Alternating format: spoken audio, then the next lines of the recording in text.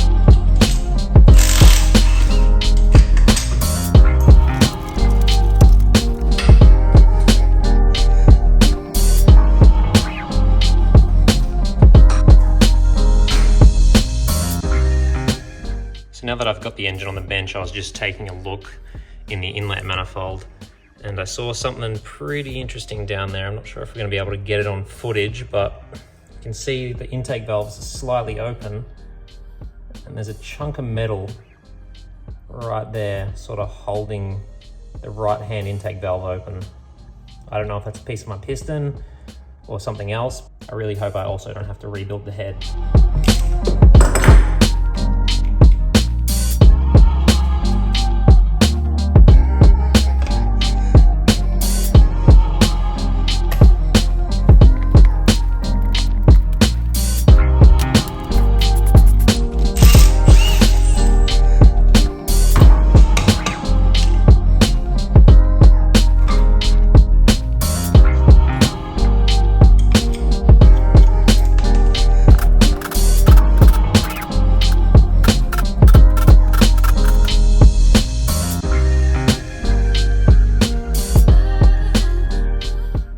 So after taking the cylinder head off, I just had a look inside the bore and I'm kind of shocked that the piston is at the bottom of its stroke. I thought it would be near the top where the compression would have happened and the breakage, but I'm looking at the piston now and I just gave it a quick wipe out with a rag just to get rid of the water that was sitting in there. And I can't really see any pieces of the piston missing. And then when I look at the underside of the cylinder head, I was expecting that open valve to be a bit more obvious. I think when I took the cams out, I might have released pressure off one of the valves and that little piece may have fallen out. I was expecting to see a bit more carnage, to be honest, but I'll keep digging and see what else is happening.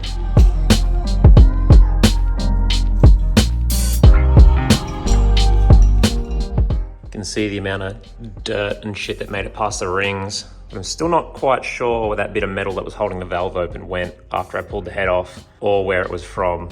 So now that I've got this cylinder off, I was just trying to crank the motor over using the crank bolt here, and it doesn't seem to want to go anywhere. I could have tried cranking the motor over with the cylinder still on, but I was worried that something would be between the piston and the cylinder and I'd scratch it. But the cylinder is actually, besides it being really dirty before, it's actually in pretty good condition. Still can't see anything obvious, but for some reason I can't rotate the engine. So I'm gonna have to take these side covers off and see what else is going on.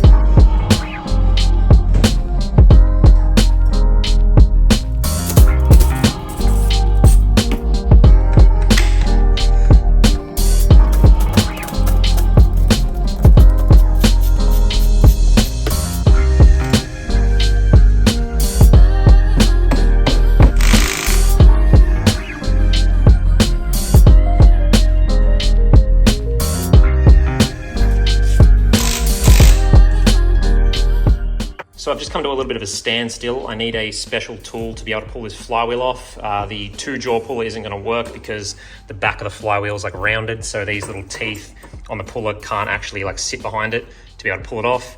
But I've got a friend who's potentially got the correct tool, so I'll wait for him to give me a call back. Otherwise, I'm just going to keep going and pulling some other stuff off. It might seem like I'm jumping around a little bit side to side, and I sort of am. I'm just kind of methodically going through and making sure I'm not going to work myself into a corner, you know, like by taking something off that needed to be there so that I could take something else off, if that makes sense. So I'll keep going, and yeah, just excuse me jumping around the engine a little bit.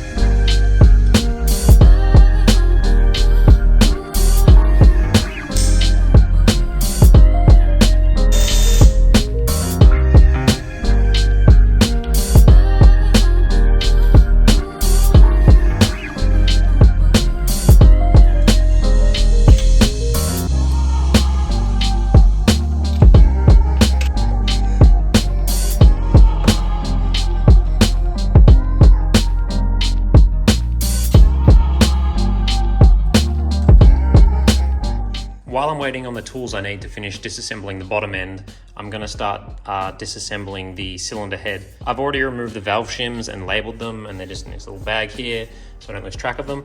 I also filled the intake port and the exhaust port full of brake cleaner, and then from the bottom I viewed to see if the valves were leaking, if the actual brake cleaner was coming through. And I had a little bit of leakage on the intake valves and no leakage on the exhaust valves. I was expecting to see some leakage on the right-hand intake valve because that's where I saw that bit of metal or debris earlier, but they both leaked about the same amount. So I'm going to use my homemade valve spring compressor tool and take these valves out so I can check out the condition of the valve seats and the valves.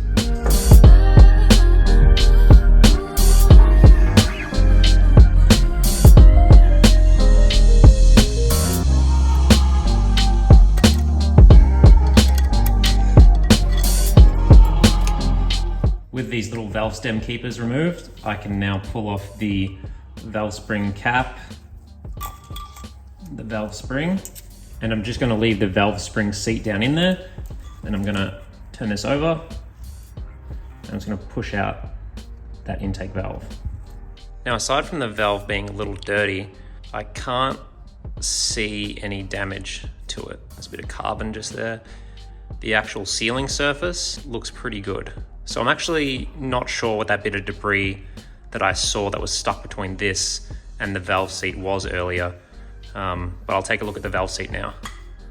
I'm not seeing anything. Again, it's just a little dirty, which is to be expected, but it doesn't look like there's any actual damage to the valve seat, which is good news. So now I'm gonna pull all these valves out, same process as I did that first one. And if everything's good, I'm gonna throw it back together and call that a win. So I have the valves out now and they're all just sitting off to the side, and I'm just sort of looking at these intake valve seats and the exhaust valve seats. Aside from being a little dirty on the sealing surface because of the water that went in, they're actually really good. And now I'm questioning whether that little piece of metal that I saw stuck between the intake valve and the seat was actually even metal, or I'm actually not really sure what it was now because I can't find where it went. There's no damage to the valve or the valve seat. I've still got to check them if they're straight. And I think the reason why the valves leaked when I did the bench test for the brake cleaner in the intake port is that because there's just little bits of microscopic dirt between the valve and the valve seat from when the water went in, and that's what was causing that leak. I'm hoping just cleaning it is going to fix that issue. So I've got the cylinder head all reassembled, all the valves and the valve seats looked good. So I just cleaned everything up and put it back together. I've got the intake port completely full of brake cleaner. I'll see if I can, there you go, you can see it. And I've also got the exhaust port full of brake cleaner, which is going to be harder to see. And I'm basically just waiting to see if I can see any wetness coming through. So far, it's looking really good. I can't see anything coming through. Before I pulled the valves out and cleaned them, I was getting like a sweating of the brake cleaner coming through. Like it wasn't dripping, but you could see it was getting like wet around the edges of the valves. And now, not seeing anything. So I think that was successful, and I've avoided having to do any head work, which is really good. I've got the tool that I need to be able to pull this flywheel off that I borrowed off a friend, so I can continue disassembling this bottom end.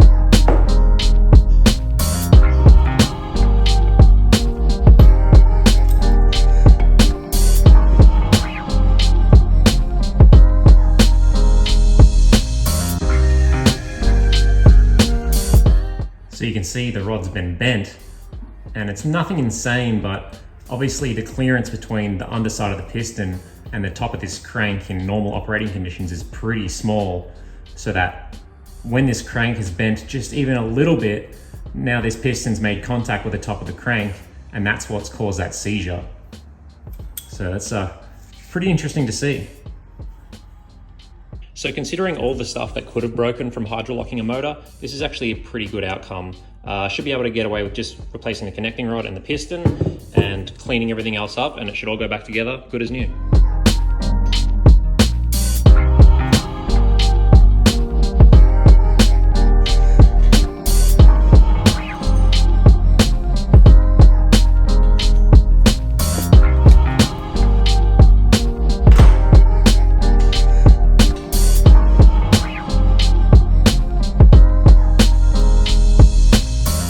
So now that I have all the gear set out and the shift forks and shift drum, I'm gonna have to start ordering parts like a piston and a connecting rod, and I'm gonna have to find somebody who can rebuild this crank for me. So I've managed to get the piston unstuck from the crank with a little bit of persuasion from a rubber mallet.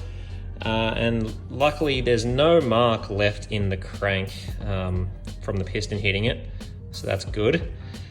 You can really see how bent that rod is now. It's nothing crazy, but it's got that zigzag in it, just enough to make it short enough to hit the crank. And yeah, so I'm actually pretty happy with all that. And you know, just going over these cases, sort of cleaning everything out. I've fully cleaned one over there in the wash cabinet, and I've got to clean this one yet. Got to clean all the gasket surface off, and so I'm gonna make sure everything's really clean, really hose it down with the greaser.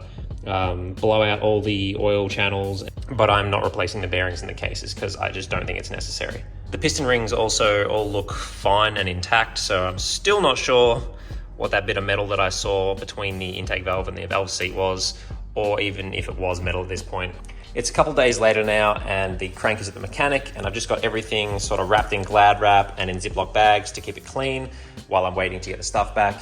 I like to put all the bolts and just various engine parts in these Ziploc bags with the label so that I can write on them what they actually are, and sort of helps me keep everything organized. My theory is that the piece of metal that we saw between the intake valve and valve seat were actually just water droplets, and more likely they were WD-40 droplets because I sprayed WD-40 into the intake and exhaust port to hopefully stop any sort of surface rusting happening on the inside of the cylinder for the couple of days before I actually rebuilt it. So I think it was just WD-40 droplets reflecting the light of the iPhone torch. I thought there was going to be a lot more carnage in there. But considering the amount of damage that could have happened from a hydrolocked engine, I think a bent connecting rod's a pretty good result. I wouldn't say I'm happy, but I'm happy it's not any worse than it is. It's still going to cost me a lot of money, but I'll let you know in the next episode the total cost of the parts, and we'll also get it back together. But that's the end of this video. Make sure you subscribe so you know when I upload the video of me completely rebuilding the engine. And if you enjoyed this video, please give it a like. It really helps out the channel. And otherwise, I'll see you in the next video.